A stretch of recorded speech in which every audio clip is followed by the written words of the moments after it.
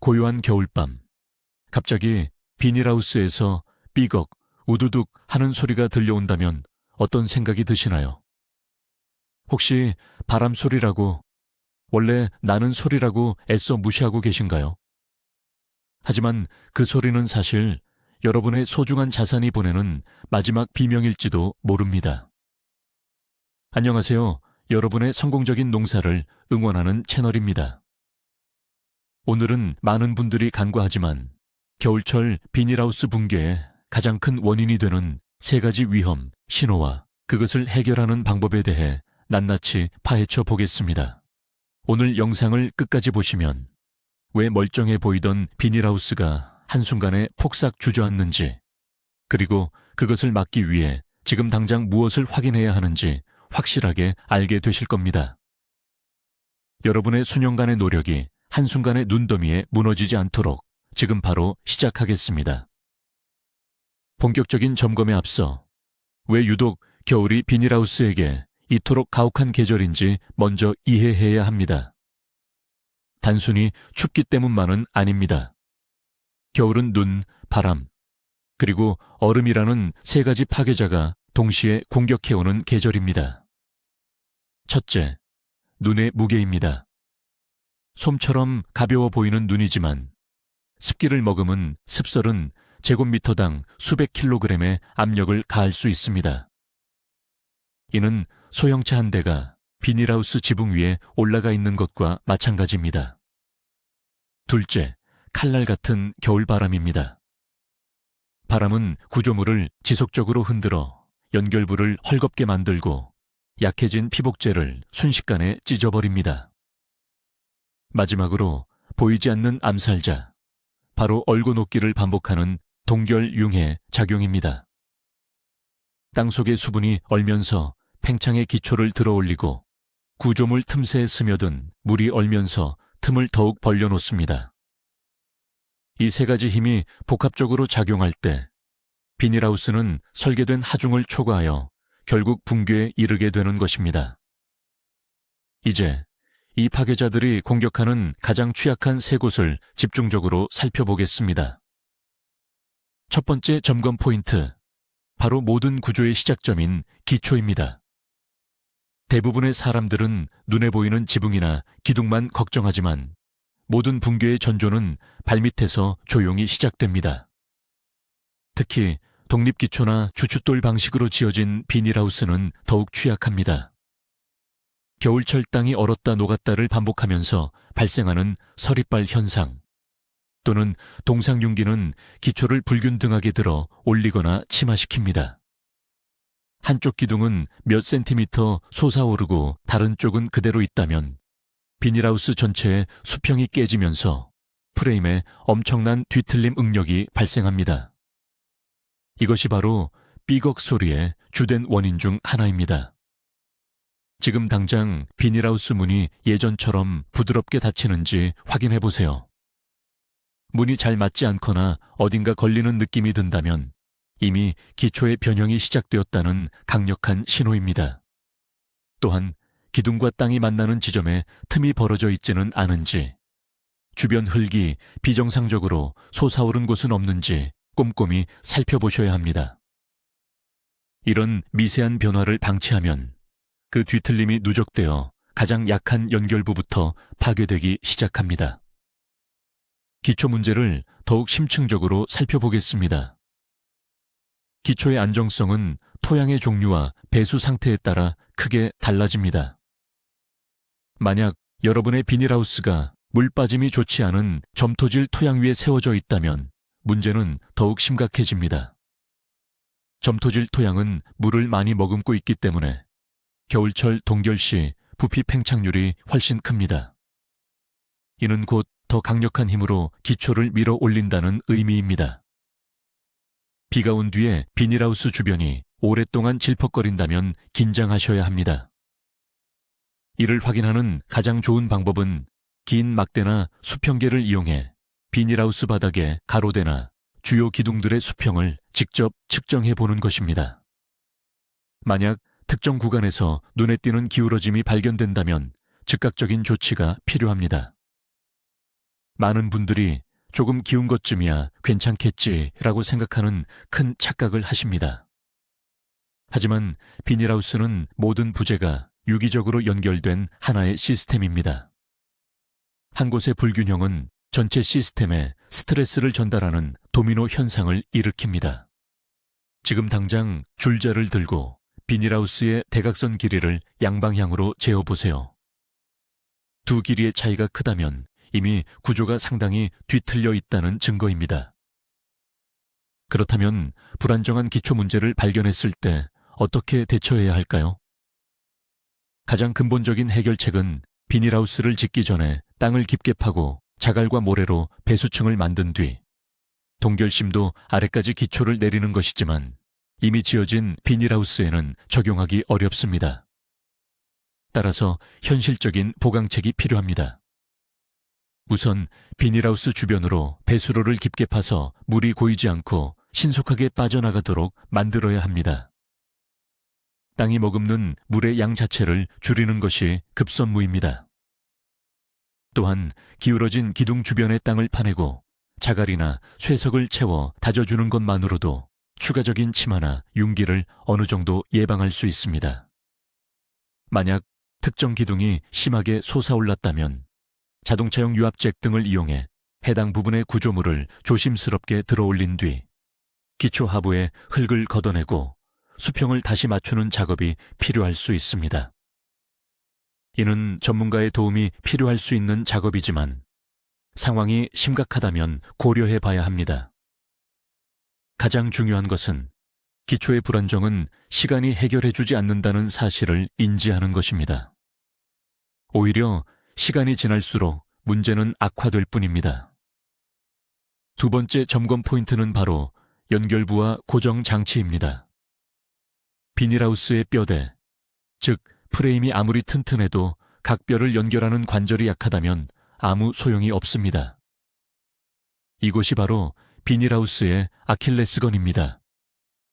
여름 내내 높은 습도와 비에 노출된 볼트와 너트, 클램프 등은 부식이 진행되기 쉽습니다. 녹이 세운 연결부는 강도가 약해져 있을 뿐만 아니라 미세한 유격이 발생했을 가능성이 높습니다. 겨울 바람이 불 때마다 이 작은 유격이 구조물 전체를 미세하게 흔들고 결국에는 피로 파괴로 이어질 수 있습니다. 삐걱거리는 소리나 달그락거리는 소리는 바로 이 연결부들이 비명을 지르는 소리입니다. 지금 당장 스패너나 렌치를 들고 비닐하우스의 주요 연결부를 직접 조여보세요. 생각보다 헐겁게 풀려있는 볼트들이 많다는 사실에 놀라실 겁니다. 특히 바람을 많이 받는 측면과 지붕의 용마루 부분, 그리고 각 파이프가 교차하는 지점의 클램프들을 집중적으로 확인해야 합니다. 만약 볼트 머리가 뭉개졌거나 녹이 심해 조여지지 않는다면 미루지 말고 즉시 새 것으로 교체해야 합니다. 연결부 문제에 대해 조금 더 깊이 들어가 보겠습니다. 금속은 온도에 따라 수축하고 팽창하는 성질이 있습니다. 낮 동안 햇볕을 받아 온도가 올라가면 미세하게 팽창했다가 밤이 되어 기온이 영하로 뚝 떨어지면 급격하게 수축합니다. 이러한 수축과 팽창이 겨울 내내 반복되면 단단히 조여져 있던 볼트와 너트 사이에 미세한 틈이 생기게 됩니다. 처음에는 거의 감지할 수 없는 수준이지만 여기에 바람의 진동이 더해지면 너트는 점차 풀리게 됩니다. 나사 풀림 현상은 한번 시작되면 가속도가 붙습니다. 하나의 연결부가 헐거워지면 그 부분이 감당해야 할 하중이 주변의 다른 연결부로 전가됩니다. 그러면 과부하가 걸린 다른 연결부도 더 빨리 약해지는 악순환이 시작되는 것입니다. 이것이 바로 볼트 하나 때문에 비닐하우스 전체가 무너졌다는 이야기가 나오는 이유입니다. 또한 연결부 틈새로 빗물이나 눈 녹은 물이 스며든 채로 얼어버리면 물이 얼음으로 변하며 부피가 팽창해 틈을 더욱 강제로 벌리는 쐐기 효과를 일으킵니다. 이는 연결부의 파괴를 더욱 가속화시키는 치명적인 요인입니다. 연결부를 점검하고 보강하는 구체적인 방법을 알려드리겠습니다. 단순히 눈으로만 봐서는 헐거운지 알 수 없으므로 반드시 공구를 이용해 직접 확인해야 합니다. 모든 볼트와 너트를 하나씩 조여보는 것이 가장 확실합니다. 이때 너무 과한 힘으로 조이면 파이프가 찌그러지거나 볼트가 부러질 수 있으니 적당한 힘으로 더 이상 돌아가지 않을 때까지만 조이는 것이 중요합니다. 특히 녹이 심하게 새운 부품은 무리하게 힘을 주기보다 방청 윤활제를 충분히 뿌려두었다가 몇 시간 뒤에 시도하는 것이 좋습니다.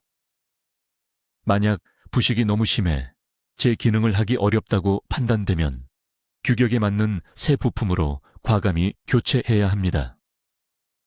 이때 아연 도금이 잘 된 제품이나 스테인리스 스틸 재질의 부품을 사용하면 내구성을 훨씬 높일 수 있습니다.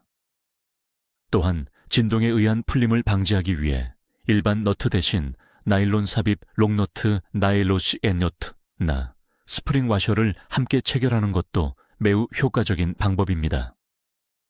약간의 추가 비용이 들지만 비닐하우스 전체의 안전을 생각하면 최고의 투자라 할 수 있습니다.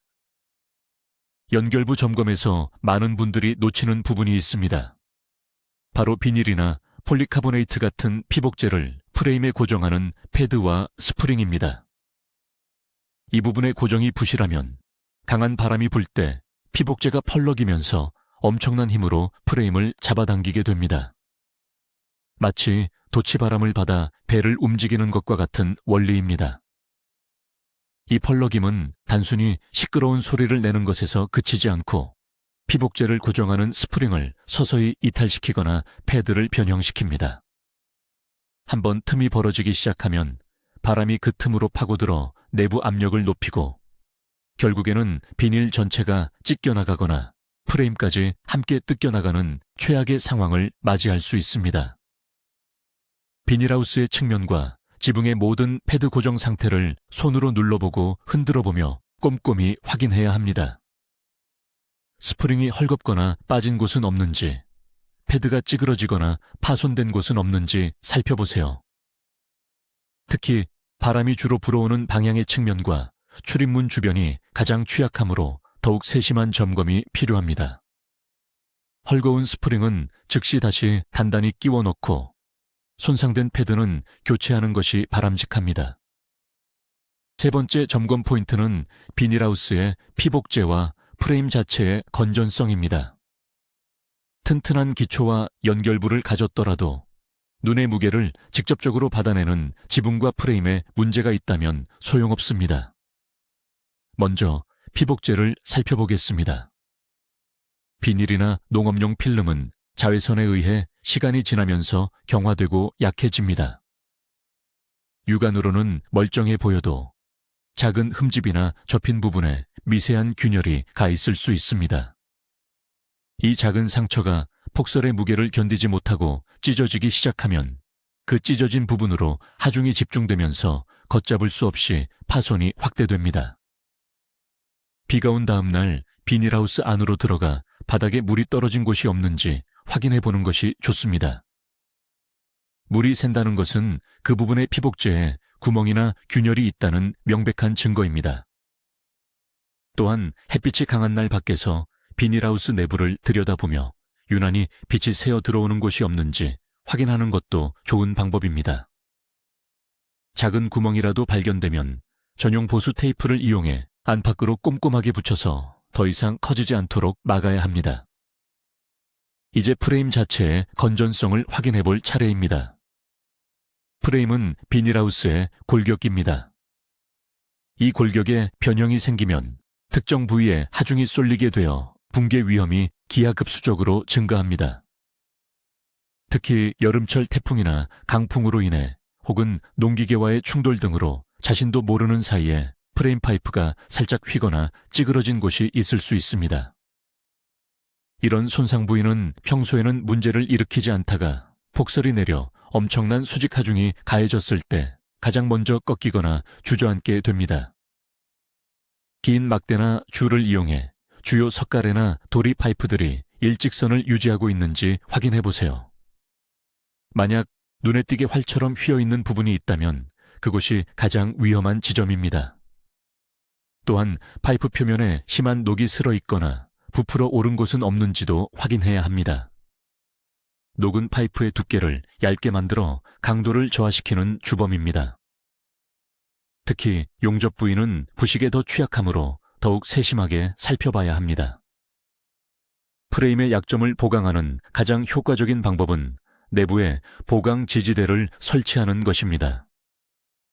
특히 눈이 많이 쌓이는 지붕 중앙부나 석가래와 석가래 사이에 추가적인 수직 기둥을 세워주면 지붕이 받는 하중을 기둥을 통해 땅으로 직접 분산시켜 프레임의 부담을 획기적으로 줄일 수 있습니다.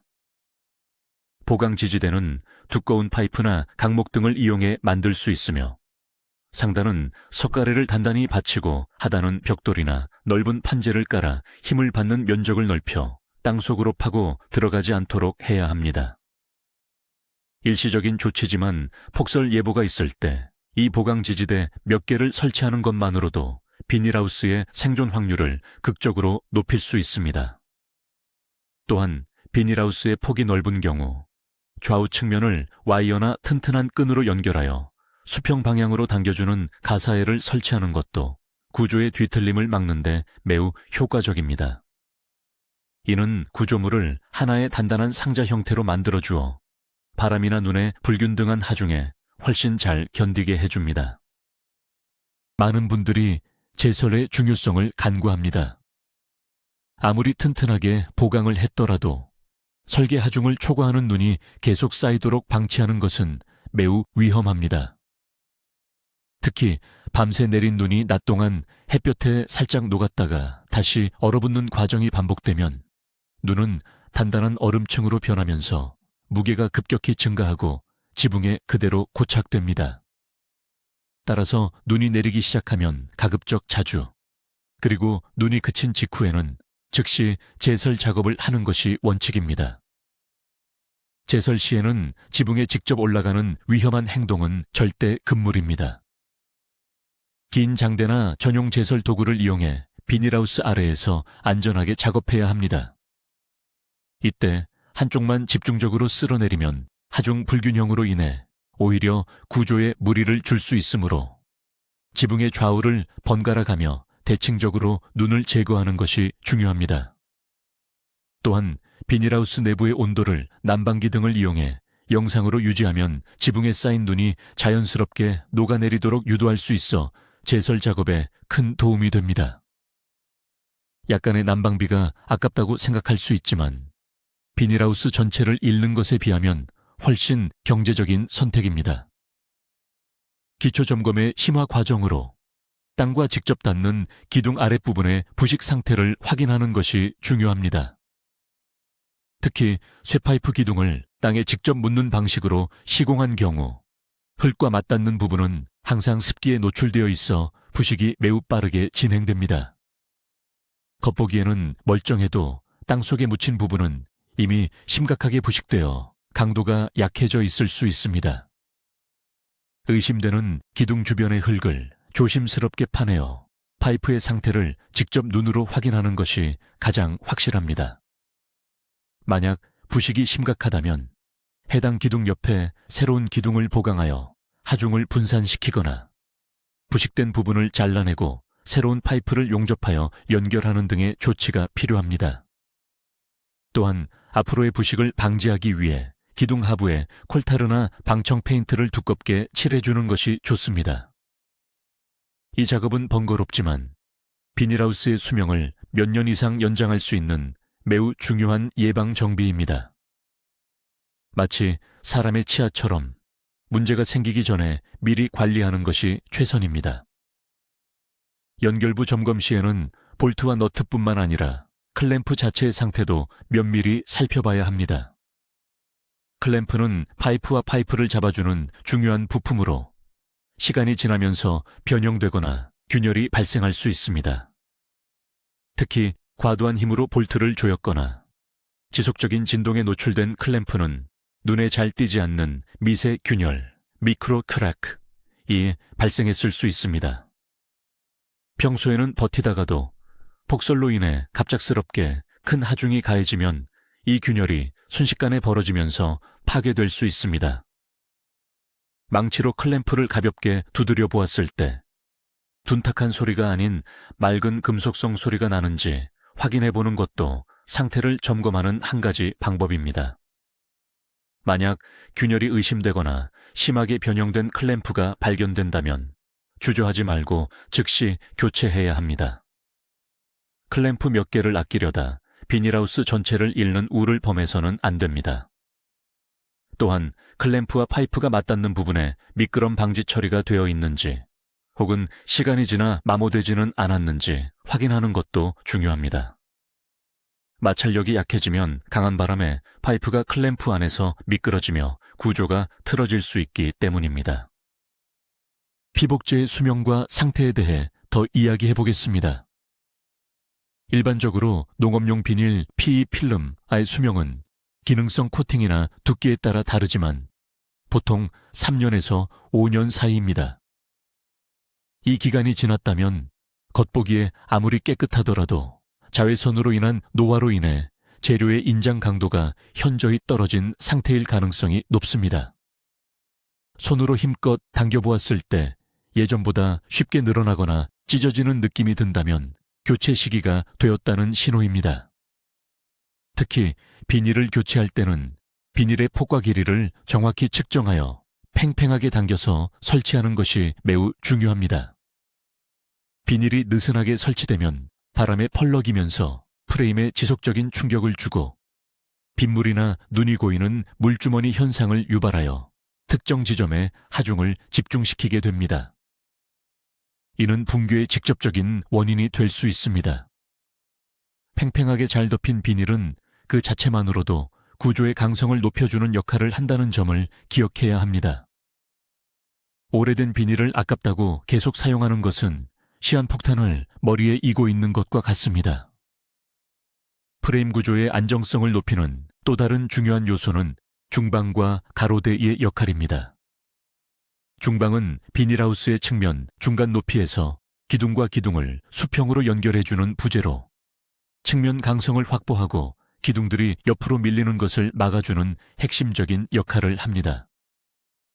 이 중방의 연결 상태가 부실하거나 설치되어 있지 않은 경우 측면에서 불어오는 강한 바람에 비닐하우스 전체가 한쪽으로 기울어지거나 주저앉을 위험이 큽니다.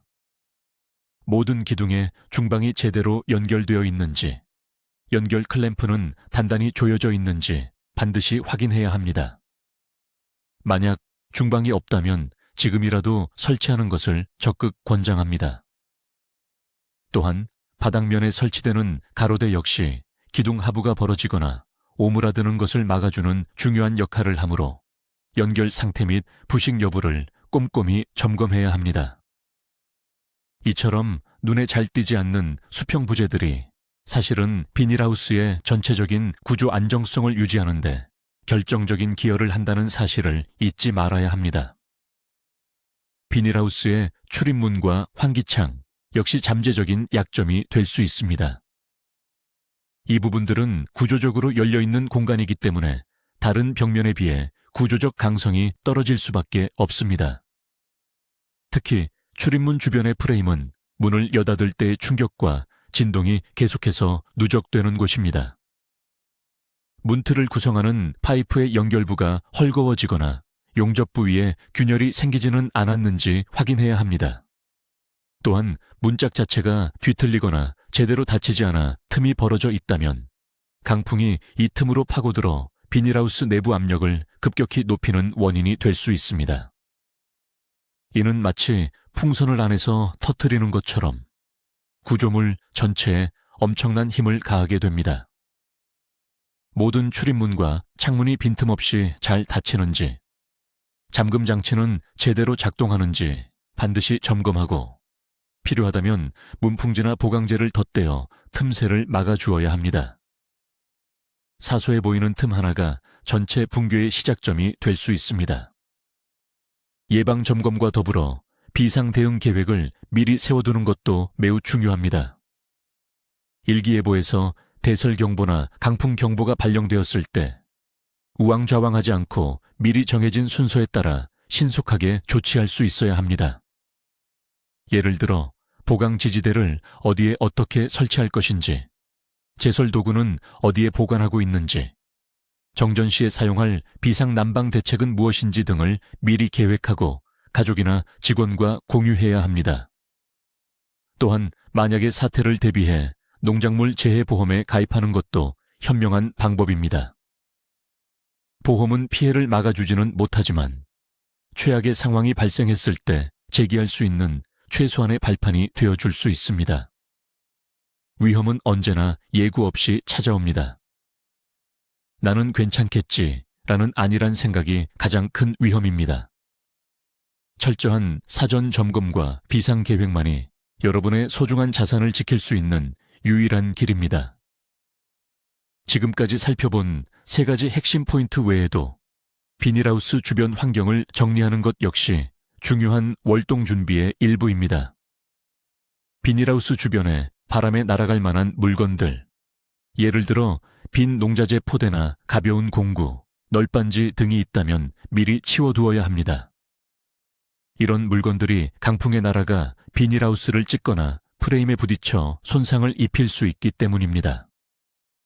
또한 비닐하우스에 너무 가깝게 자란 나뭇가지들은 폭설의 무게를 이기지 못하고 부러지면서 비닐하우스를 덮칠 수 있으므로 미리 가지치기를 해주는 것이 안전합니다. 비닐하우스 바로 옆에 쌓아둔 퇴비더미나 흙더미는 겨울철 눈과 비를 머금고 얼면서 팽창하여 측면 벽을 밀어낼 수도 있으므로 구조물과 충분한 거리를 두는 것이 좋습니다.